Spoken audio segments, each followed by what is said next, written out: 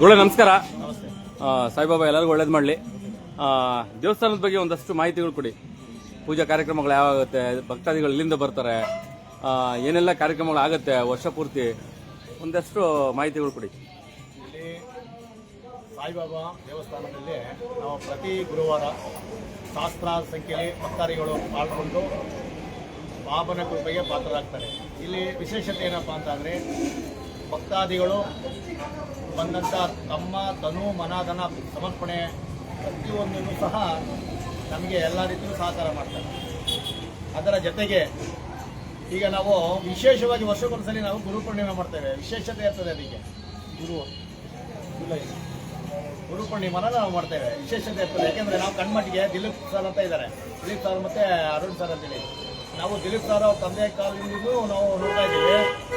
ವರ್ಷ ನಾವು ಅಧಿಕ ಭಕ್ತಾದಿಗಳು ಜಾಸ್ತಿ ಆಗ್ತಾ ಇದ್ದಾರೆ. ವಿಧವಾದಂಥ ಕಾರ್ಯಕ್ರಮ, ಹೋಮ ಆಹ್ವಾನಗಳೆಲ್ಲ ಹಮ್ಮಿಕೊಳ್ತೇವೆ.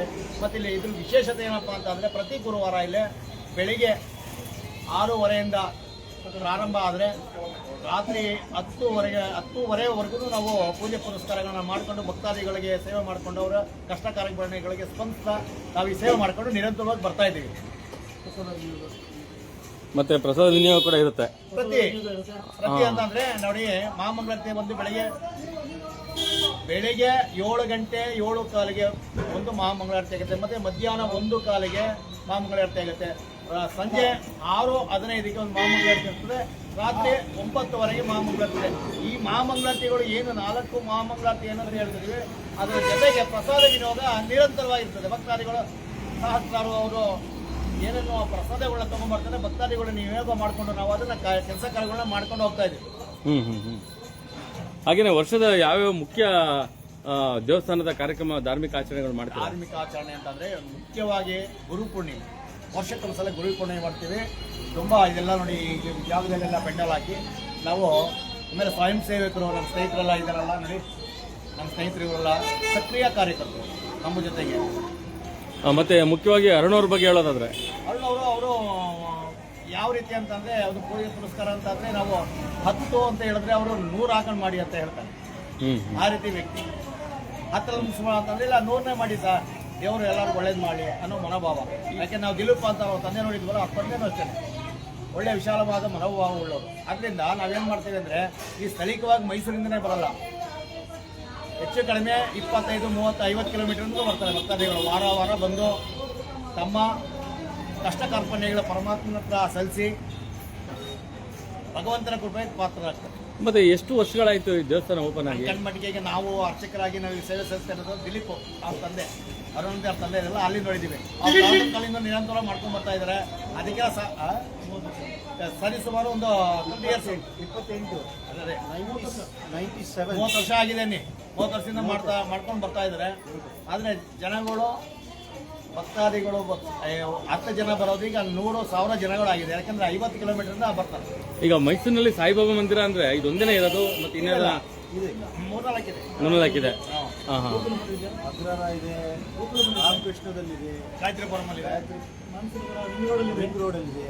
ಅಷ್ಟೆಲ್ಲ ಇವತ್ತು ಸಾಯಿಬಾಬಾ ಮಂದಿರ ಇದ್ರೂ ಕೂಡ ಜನ ಬರೋದು ಕಮ್ಮಿ ಆಗಿಲ್ಲ ಮುಖ್ಯವಾಗಿ. ಯಾಕೆಂದ್ರೆ ಈ ಒಂದು ಭಾಗಕ್ಕೆ ಈ ಒಂದು ಮಂದಿರ ಬಹಳ ಶ್ರೇಷ್ಠವಾದಂಥದ್ದು, ಮತ್ತೆ ಬಹಳ ಹತ್ತಿರವಾಗದಂತ ಸಾಯಿಬಾಬಾ ಮಂದಿರ. ಮತ್ತೆ ಪ್ರತಿ ಗುರುವಾರ ನಾವು ಯಾವುದೇ ಕೆಲಸ ಕಾರ್ಯಕ್ರಮ ಬದಿಗೆ ಇಟ್ಟು ನಾವಿಲ್ಲಿ ಪರಮಾತ್ಮ ಸೇವೆಗೆ ಬರ್ತೇವೆ. ಇಷ್ಟೇ. ಇದು ಯಾವುದರಲ್ಲಿ ಇದರಲ್ಲಿ ಎಕ್ಸ್ಪೆಕ್ಟೇಷನ್ ಅಂದರೆ ಏನು ಉಪಯೋಗ ಪಡ್ಕೊಳ್ಳೋದೇನಿಲ್ಲ. ಸ್ವಯಂ ಪ್ರೇರಿತರು ನಾವು ಮಹೇಶ್ ಕುಮಾರ್ ಅಂತೇಳಿ, ನಮ್ಮ ಸುರೇಂದ್ರ ಭಾಯ್, ನಮ್ಮ ಮೂರ್ತಿಯವರು, ಪ್ರಭು ಮೂರ್ತಿಯವರು, ಜೀವನ್ ಜಿ, ಶಿವ ಅಂತೇಳಿ ಅವರೆಲ್ಲ ಈಗಲಿಂದಲ್ಲ. ಮೇಡಮ್ ಪಲ್ಲವಿ ಮೇಡಮ್ ಅಂತೇಳಿ ಎಲ್ಲ ವಾಲಂಟಿಯರ್ಸ್ ಆಗಿ ಧಾರ್ಮಿಕ ಆಚರಣೆಯಲ್ಲಿ ಬಂದು ಸೇವೆ ಮಾಡ್ತೇವೆ. ಬಾಬನ ಸೇವೆ ಇವತ್ತು ಶಿರಡಿ ಬಾಬಾಗೆ ಹೋಗುವಂತ ಎಷ್ಟೋ ಜನ ಇವತ್ತು ಇಲ್ಲಿ ಬರುವಂತದಾಗುತ್ತೆ. ಎಲ್ಲೆಲ್ಲಿ ಶಿರಡಿ ಸಾಯಿ ಮಂದಿರಗಳಿದೆ ಅಲ್ಲೂ ಕೂಡ ಬರುವಂತದಾಗುತ್ತೆ. ಅಲ್ಲಿ ಏನೇನೋ ಕಾರ್ಯಕ್ರಮಗಳಾಗುತ್ತೆ, ಇಲ್ಲೂ ಕೂಡ ಅದೇ ಕಾರ್ಯಕ್ರಮಗಳಾಗುತ್ತೆ. ಮತ್ತೆ ಇವತ್ತು ದೇವಸ್ಥಾನಗಳಿಲ್ಲ ಅಂದಿದ್ರೆ ಸಾರ್ವಜನಿಕರಲ್ಲಿ ಒಂದು ಧಾರ್ಮಿಕ ಆಚರಣೆಗಳಿಗೆ ಮನೋಭಾವನೆಗಳೇ ಬರ್ತಿರಲಿಲ್ಲ. ಅದಕ್ಕೆಲ್ಲ ನೀವು ಒಂದು ರೀತಿಯಾದಂತ ಇಂಡೈರೆಕ್ಟ್ ಆಗಿ ಕಾರಣಕರ್ತರಾಗ್ತೀರಾ ನಿಮ್ಮ ದೇವಸ್ಥಾನದ. ಮಾತಾಡ್ತೀನಿ ಕೇಳಿ, ಮನುಷ್ಯನಿಗೆ ನೆಮ್ಮದಿ ಸಿಗದೆ ಇಲ್ಲಿ ದೇವಸ್ಥಾನದಲ್ಲಿ ನೆಮ್ಮದಿ ಸಿಗದೆ ಅಷ್ಟೇನೆ. ನೆಮ್ಮದಿ ಬೇಕು ಮನುಷ್ಯನಿಗೆ, ಖಂಡಿತ ನೆಮ್ಮದಿ ಬೇಕು ಅಂದ್ರೆ ದೇವಸ್ಥಾನ ಒಂದು ಬಿಟ್ಟರೆ ಎಲ್ಲರೂ ಸಿಗಲ್ಲ ನೆಮ್ಮದಿ. ಏನಂತೀರಾ? 10 ನಿಮಿಷ ಬಂದು ಪ್ರಾರ್ಥನೆ ಮಾಡ್ಕೊಂಡಾಯ್ತು ಅಂದ್ರೆ ಮನಸ್ಸಿಗೆ ಏನೋ ಒಂಥರ ಆನಂದ. ಈಗ ಯಾರನ್ನ ದಾನಿಗಳು ಮುಂದೆ ಬಂದ್ರೆ ಏನೆಲ್ಲ ಆಗ್ಬೇಕು ಅಂತ ಮುಂದಿನ ಆಲೋಚನೆಗಳಿದೆ ಈ ಒಂದು ನಾವು ಯೋಜನೆ ಏನು ಹಾಕೊಂಡಿಲ್ಲ. 1 ರೂಪಾಯಿ ಕೊಡ್ತಾರ ಓಕೆ, 1 ಕೋಟಿ ಕೊಡ್ತಾರ ಓಕೆ, ಅನ್ನದಾನ ಮಾಡಿಸ್ತಾರ ಓಕೆ, ಅವ್ರು ಇಷ್ಟಿಗೆ ಸೇರುತ್ತೋ ವಿಷಯ ಕೊಡಿ ಅಂತ ಕೇಳಲ್ಲ. ಅಲ್ಲ, ಈಗ ಇನ್ನೂ ಒಂದ್ ಸ್ವಲ್ಪ ಏನಾರ ಧಾರ್ಮಿಕವಾಗಿ ಒಂದ್ ಸ್ವಲ್ಪ ಇನ್ನೂ ಇಂಪ್ರೂವ್ ಆಗ್ಬೇಕು ಅಂದ್ರೆ ಏನೇನ್ ಆಗ್ಬೇಕು ಅಂತ ನಿಮ್ಮ ಒಂದು ಪ್ರಯತ್ನ. ನಾವು ಇಷ್ಟೇ ಎಕ್ಸ್ಪೆಕ್ಟೇಷನ್ ಮಾಡಲ್ಲ. ಅಲ್ಲ, ಏನೇನ್ ಆಗ್ಬೇಕು ಅಂತ, ಕಟ್ಟಡ ಆಗ್ಬೇಕಾ? ಕಟ್ಟಡ ಅಂತ ಅಂದ್ರೆ ಏನಪ್ಪಾ ಅಂತ ಅಂದ್ರೆ ಇಲ್ಲಿ ಊಟದ ವ್ಯವಸ್ಥೆ ಮಾಡ್ಬೇಕು ಅಂತ ಇದೀವಿ. ಗಣಗಳಿಗೆ ಹಾಲ್ ಮಾಡ್ಬೇಕು. ಮತ್ತೆ ಇಲ್ಲಿಗ ಈ ಸಾಮಗ್ರಿಗಳು, ಹೌದು, ಕನ್ವೆನ್ಷನ್ ಹಾಲ್ ಮಾಡಿದ್ರೆ ಮತ್ತೆ ಪೂಜಾ ಸಾಮಗ್ರಿಗಳು ಎಲ್ಲ ಸ್ವಲ್ಪ ಇದಾಗ್ಬಿಟ್ಟು ಡೆವಲಪ್ಮೆಂಟ್ ಮಾಡಬೇಕು. ನಾನ್ ಕಂಡ್ಮಟ್ಟಿಗೆ ಈಗ ಅರ್ಚನಾಗಿ ಸೇವೆ ಸಲ್ಲಿಸ್ತಿರ್ಬೇಕಾದ್ರೆ ಕಷ್ಟ ಕಲ್ಪನೆಗಳು ಅಂತ ಹೇಳ್ಕೊಂಡು ಬಂದವರು ಪರಮಾತ್ಮ ಒಳ್ಳೇದು ಮಾಡಿದ್ದಾನೆ ಪಾಪ. ಖಂಡಿತ ತುಂಬಾ ಜನಕ್ಕೆ ಆಗಿದೆ. ನಾವು ಕೂಡ ಸಾಯಿಬಾಬಾ ಭಕ್ತರು ಆದ್ರಿಂದ ನಮ್ದು ಕೂಡ ಒಂದು ಅಳಿಲು ಸೇವೆ. ಎರಡು ಮಾತಿಲ್ಲ, ಕಾರ್ಯ ವಾಚ ಮನಸ್ಸ ಪರಿಶುದ್ಧವಾಗಿ ನಾವು ಬಾಬು ಸೇವೆ ಮಾಡ್ಕೊಂಡು ಬರ್ತಾ ಇದೀವಿ ನಿರಂತರ. ನಮ್ಗೆ ತೃಪ್ತಿ ಇದೆ, ನಮ್ಮ ಸ್ನೇಹಿತರುಗಳಿಗೆಲ್ಲ ತೃಪ್ತಿ ಇದೆ. ಇದಕ್ಕೆ ಟ್ರಸ್ಟ್ ಮುಖ್ಯ ಹೆಸರು ಯಾರು? ಮುಖ್ಯ ಹೆಸರು ಬಂದು ಇವರು ದಿಲೀಪ್ ಅಂತ ಹೇಳಿ. ದಿಲೀಪ್ ಅವ್ರು ಬಿಟ್ರೆ ನಮ್ಮ ಇವರು ಮಗ ಅರುಣ್ ಕುಮಾರ್, ಆಮೇಲೆ ಅವ್ರ ಶ್ರೀಮತಿನೂ ಇದ್ದಾರೆ. ಅವ್ರ ಹೆಸರು ಧಾನ್ಯ ಮೇಡಮ್ ಅಂತ. ಇಷ್ಟು ಹೇಳಕ್ಕೆ ಇಷ್ಟಪಡ್ತೀನಿ ಬಗ್ಗೆ. ಸ್ವಲ್ಪ ಜೋರಾಗಿ ಮಾತಾಡಿ. ಸೇವೆ ಪ್ರತಿದಿನ ಬೆಳಗ್ಗೆ 6:30ಗೆ ನಾವು ಸಾಯಿಬಾಬನ ಪೂಜೆ ಸ್ಟಾರ್ಟ್ ಮಾಡಿದ್ದೀವಿ. ಇಲ್ಲಿ ಟೈಮ್ ಕಳಿಯೋದೇ ಗೊತ್ತಾಗಲ್ಲ. ಇಲ್ಲಿ ಬಂದು ಕೂತ್ಕೊಂಡ್ರೆ ಬಾಬನ ಮುಂದೆ ಕೂತ್ಕೊಂಡು ಟೈಮ್ ಹೋಗೋದೇ ಗೊತ್ತಾಗಲ್ಲ. ಪ್ರತಿದಿನ ಬೆಳಗ್ಗೆ ಅಭಿಷೇಕ ಎಲ್ಲ ಇರುತ್ತೆ. ಅಭಿಷೇಕ ನಂತರ ಪ್ರಸಾದ ವಿನಿಯೋಗ ಇರುತ್ತೆ.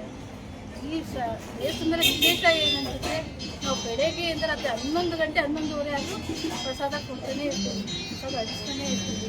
ಈ ದೇವಸ್ಥಾನ ವಿಶೇಷ. ಮತ್ತು ನಾವು ಬರೀ ಗುರುಪೌರ್ಣಮಿ ಒಂದೇ ಇಲ್ಲ, ಶಿವರಾತ್ರಿ ಹಬ್ಬನೂ ಕೂಡ ಮಾಡ್ತೀವಿ. ಶಿವನ ಸ್ಥಾಪನೆ ಮಾಡಿದ್ದೀವಿ. ಶಿವರಾತ್ರಿ ಹಬ್ಬದ ದಿವಸ ಶಿವರಾತ್ರಿ ಪೂಜೆ ಮಾಡ್ತೀವಿ. ಪ್ರತಿಯೊಂದು ಹಬ್ಬದ ಪ್ರತಿಯೊಂದನ್ನು ಪೂಜೆ ಮಾಡ್ತೀವಿ. ಅದರಲ್ಲಿ ವಿಶೇಷ ಅಂದರೆ ಸಾಯಿಬಾಬಾನ ಪೂಜೆ ಮಾಡ್ತೀವಿ. ಇಲ್ಲಿ ದಿಲೀಪ್ ಸರ್ ಅಂತ ಇದ್ದಾರೆ, ಅವರು ಮತ್ತು ಅರುಣ್ ಕುಮಾರ್ ಸರ್ ಅಂತ ಇದ್ದಾರೆ. ನಮ್ದು ಇದೊಂಥರ ಮನೆ ಫ್ಯಾಮಿಲಿ ಥರ ಆಗೋಗಿದೆ. ಬಂದು ಎಲ್ಲರೂ ಸೇವೆ ಮಾಡಿಕೊಂಡು ಬಾಬನ ಭಕ್ತಿಗೆ ಪಾತ್ರವಾಗ್ತೀವಿ. ಮತ್ತು ಇಲ್ಲಿ ಎಲ್ಲ ಹೇಳ್ಕೊಂಡಿದ್ದಾರೆ, ತನು ಮನ ಹಾಗೆ ಎಲ್ಲ ದಾನ ಮಾಡ್ತಾ ಇದ್ದಾರೆ. ಅವ್ರ ಕೈಲಾದಷ್ಟು ಮಾಡಿ ಅಂತ. ತಮ್ಮ ಪರಿಚಯ? ನನ್ನ ಹೆಸರು ಪವಿತ್ರ ಅಂತ. ನಾನು ಸುಜಾತ ಲೇಔಟಿಂದ ಬರ್ತಾ ಇದ್ದೀನಿ. ನಾನು ಇಲ್ಲಿ ಸುಮಾರು 1-1.5 ವರ್ಷದಿಂದ ಬರ್ತಾ ಇದ್ದೀನಿ. ಪ್ರತಿ ಗುರುವಾರ ಏನೇ ಕೆಲಸ ಇದ್ದು ಸೈಡ್ಗಿದ್ದು ಇಲ್ಲಿ ಬರ್ತೀನಿ. ನಮ್ಗೆ ಇಲ್ಲಿ ಕೊಟ್ಟರೆ ಒಂಥರ ಶಾಂತಿ ಇದೆ. ಅದಕ್ಕೋಸ್ಕರ ನಾನು ಇಲ್ಲಿ ಬರ್ತೀನಿ. ಸರ್, ನೀವೇನು ಹೇಳ್ತೀರಾ ಸರ್? ನಮಸ್ಕಾರ ಸರ್. ಜೀವನ ಅಂತ ಮಧುಬಲಿಂದ ಬರ್ತಾ ಇದ್ದೀನಿ. ಈ ದೇವಸ್ಥಾನ 30 ವರ್ಷದಿಂದ ಬಂದು ಸೇವೆ ಮಾಡ್ತಾ ಇದ್ದೀವಿ ನಾವು. ನಮ್ಮ ಸ್ನೇಹಿತರು ಎಲ್ಲರು ಈ ದೇವಸ್ಥಾನ ಅಭಿವೃದ್ಧಿ ಮಾಡಿದವರು ದಿಲೀಪ್ ಕುಮಾರ್ ಅವರು, ಮಗ ಅರುಣ್ ಕುಮಾರ್, ಅವ್ರ ಮಿಸ್ಸಸ್ ಸಂಜೆ ಎಲ್ಲ ಒಟ್ಟಿಗೆ ಸೇರಿ ನಾವೆಲ್ಲ ಪ್ರತಿ ವಾರ ಎಲ್ಲ ಮಾಡ್ತೀವಿ. ಪ್ರಸಾದ ವಿನಿಯೋಗ ಮಾಡ್ತೀವಿ. ಮಹಾಮಂಗಳಾರತಿ ಸಂಜೆ 11 ಗಂಟೆ ತನಕ ನಾವು ಮಾಡ್ಕೊಂಡು ಬರ್ತಾ ಇದ್ದೀವಿ. ಎಷ್ಟು ವರ್ಷದಿಂದ ಮಾಡ್ತಾ ಇದ್ದೀವಿ ಸರ್? ಅದು 30 ವರ್ಷದಿಂದ ಮಾಡ್ತಾ ಇದ್ದೀವಿ. 30 ವರ್ಷದಿಂದ.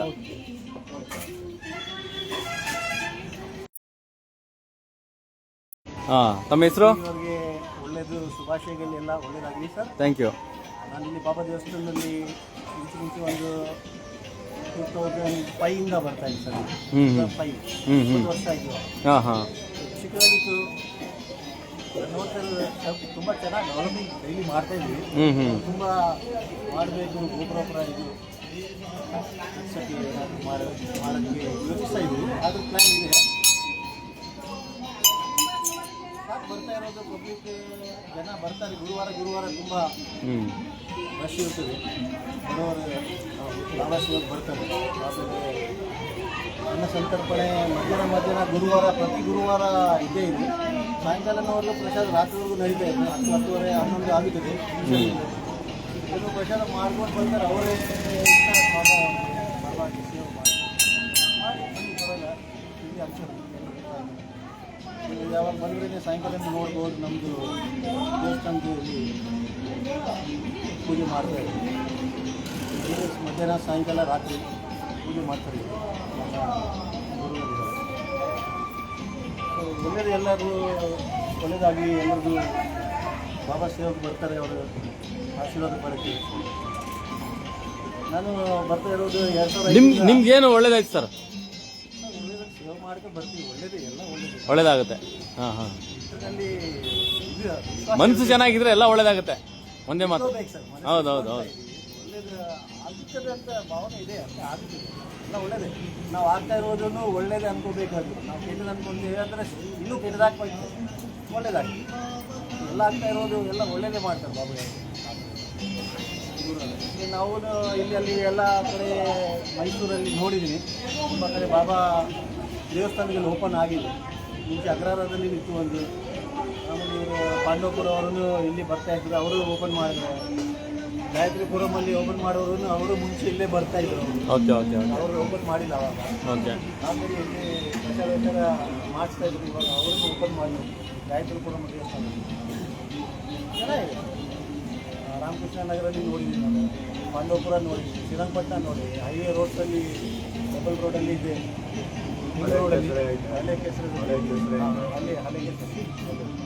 Thank you sir, thank you. ಎಲ್ಲ ಕಡೆ ಇದೆ.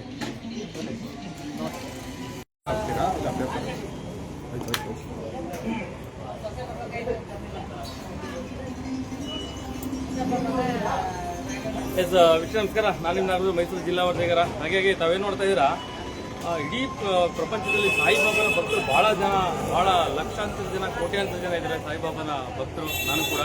ಹಾಗೇನೆ ತಾವೇನು ನೋಡ್ತಾ ಇದ್ದೀರಾ, ಇವತ್ತು ಮೈಸೂರಿನಲ್ಲಿ ಸಾಯಿಬಾಬಾನ ಮಂದಿರಗಳು ಅತಿ ಹೆಚ್ಚು ಪ್ರಚಲಿತಕ್ಕೆ ಬರ್ತಾ ಇದೆ, ಮತ್ತು ಅತಿ ಹೆಚ್ಚು ಭಕ್ತಾದಿಗಳು ಕೂಡ ಬರ್ತಾ ಇರೋದು.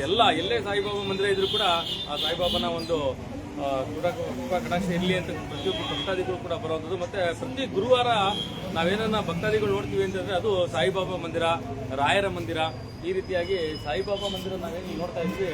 ಭಾಳ 30 ವರ್ಷಗಳ ಕಾಲದ ಇತಿಹಾಸ ಪ್ರಸಿದ್ಧವಾದಂಥ ಒಂದು ಸಾಯಿಬಾಬಾ ಮಂದಿರ, ಮೈಸೂರಿನಲ್ಲಿ ಪ್ರಥಮ ಬಾರಿಗೆ ಆದಂಥ ಒಂದು ಸಾಯಿಬಾಬಾ ಮಂದಿರ ಇಲ್ಲಿ ನಾವು ನೋಡ್ತಾ ಇದ್ವಿ. ಏನು ನಜರ್ಬಾದಲ್ಲಿ ಇದೆ, ಇಲ್ಲಿ ನಾವು ನೋಡ್ತಾ ಇರೋದು. ಹಾಗಾಗಿ ಭಕ್ತಾದಿಗಳು ಸಾವಿರಾರು ಜನ ಈ ಒಂದು ಸಾಯಿಬಾಬಾ ಮಂದಿರಕ್ಕೆ ದೇಣಿಗೆಗಳು ಕೊಟ್ಟಿರೋಂಥದ್ದು ಕೂಡ ಇದೆ, ಅವರೇ ಆದಂತಹ ಒಂದು ಸಣ್ಣ ಕಾಣಿಕೆಗಳು ಕೂಡ ಕೊಟ್ಟಿರೋದು ಕೂಡ ಇದೆ. ಮುಖ್ಯವಾಗಿ ಇಲ್ಲಿ ದಿಲೀಪ್ ಸರ್ ಈ ಒಂದು ದೇವಸ್ಥಾನದ ಜೀರ್ಣೋದ್ಧಾರಕ್ಕಾಗಿ ದುಡಿದಂಥವ್ರು, ಹಾಗೆಯೇ ಅವರ ಫ್ಯಾಮಿಲಿ, ಹಾಗೆಯೇ ನಮ್ಮ ಅರುಣ್ ಕುಮಾರ್ ಅವರು, ಅವರ ಮಗನೂ ಕೂಡ ಬಹಳ ಶ್ರದ್ಧಾ ಭಕ್ತಿಯಿಂದ ಈ ಒಂದು ದೇವಸ್ಥಾನನ ಉಳಿಸ್ಕೊಂಡು ಹೋಗಿರುವಂಥದ್ದು. ಹಾಗೇನೆ ಯಾವುದೇ ರೀತಿಯಾದಂಥ ಸರ್ಕಾರದ ವ್ಯವಸ್ಥೆಗಳು ಇಲ್ಲದೇ ಇರುವಂಥ ಒಂದು ಧಾರ್ಮಿಕ ಆಚರಣೆ ಮಾಡುವಂಥ ಒಂದು ಪ್ರೈವೇಟ್ ಸಂಸ್ಥೆಯಾಗಿ ಇಲ್ಲಿ ಬೆಳೆದಿರೋದು ಬಹಳ ವಿಶೇಷ. ಹಾಗಾಗಿ ಇವತ್ತು ನಾವೇ ನೋಡ್ತಾ ಇದ್ದೀವಿ, ಇವತ್ತು ಪ್ರತಿ ಗುರುವಾರ ಸಹಸ್ರಾರು ಜನ ಬರುವಂಥ ಒಂದು ಸಾಯಿಬಾಬಾ ಮಂದಿರಗಳಲ್ಲಿ ಇದು ಕೂಡ ಒಂದು.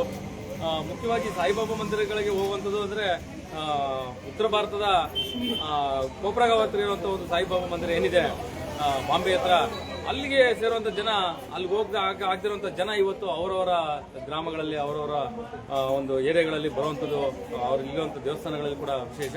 ಬಟ್ ಇಲ್ಲಿ ಸಾಯಿಬಾಬಾ ಅವರ ಪವಾಡ ಪುರಸ್ಕಾರ ಬಗ್ಗೆ ಹೇಳ್ತಾ ಹೋದರೆ ಲಕ್ಷಾಂತರ ನಿದರ್ಶನಗಳಿದೆ. ಮತ್ತು ಸಾಯಿಬಾಬಾ ಅವರು ಇವತ್ತು ಎಲ್ಲ ಜೀವಿತದಲ್ಲಿ ಮಾಡಿದ್ರು ಅನ್ನೋ ಒಂದು ದೊಡ್ಡ ಇತಿಹಾಸ ಕೂಡ, ಧಾರ್ಮಿಕ ಇತಿಹಾಸ ಕೂಡ ಇದೆ. ಇವತ್ತು ನಾನು ಯಾವಾಗಲೂ ಹೇಳ್ತಾ ಇರ್ತೀನಿ, ಸನಾತನ ಧರ್ಮ, ಹಿಂದೂ ಧರ್ಮ ಉಳಿಬೇಕು ಅಂದರೆ ಈ ಥರ ಎಲ್ಲ ರೀತಿಯಾದಂಥ ಧಾರ್ಮಿಕ ಆಚರಣೆಗಳಾಗಬೇಕು, ಮತ್ತು ದೇವಸ್ಥಾನಗಳ ಉದ್ಧಾರಗಳಾಗಬೇಕು, ದೇವಸ್ಥಾನಗಳಿಗೆ ಜನಗಳು ಬರಬೇಕು, ಮತ ಪಂಥಿ ಬಿಟ್ಟು ಇವತ್ತು ಸಾಮರಸ್ಯತೆಯಿಂದ ಬರೋದು ಒಂದು ಕ್ಷೇತ್ರ ಅಂದರೆ ಅದು ಜಾತಿ ಭೇದ ಭಾವ ಬಿಟ್ಟು ಬರುವಂಥ ಕ್ಷೇತ್ರ ಅಂದರೆ ಅದು ಈ ಥರ ದೇವ ಮಂದಿರಗಳು, ದೇವಸ್ಥಾನಗಳ ಆಗರವಾಗಿರ್ತದೆ. ಹಾಗಾಗಿ ನಮ್ಮ ಒಂದು ಅಳಿಲು ಸೇವೆ ಇಷ್ಟೇ, ಈ ಒಂದು ದೇವಸ್ಥಾನಗಳ ಪ್ರಚಾರ ಕೂಡ ಈ ಮೂಲಕ ಮಾಡುವಂಥದ್ದು ಒಂದು ಸಣ್ಣ ಅಳಿಲು ಸೇವೆ. ನಾನು ಕೂಡ ಬಾಬರ ಭಕ್ತನಾಗಿ ಇವತ್ತು ಇಲ್ಲಿಗೆ ಸನ್ನಿಧಿಗೆ ಬಂದಿರುವಂಥದ್ದು.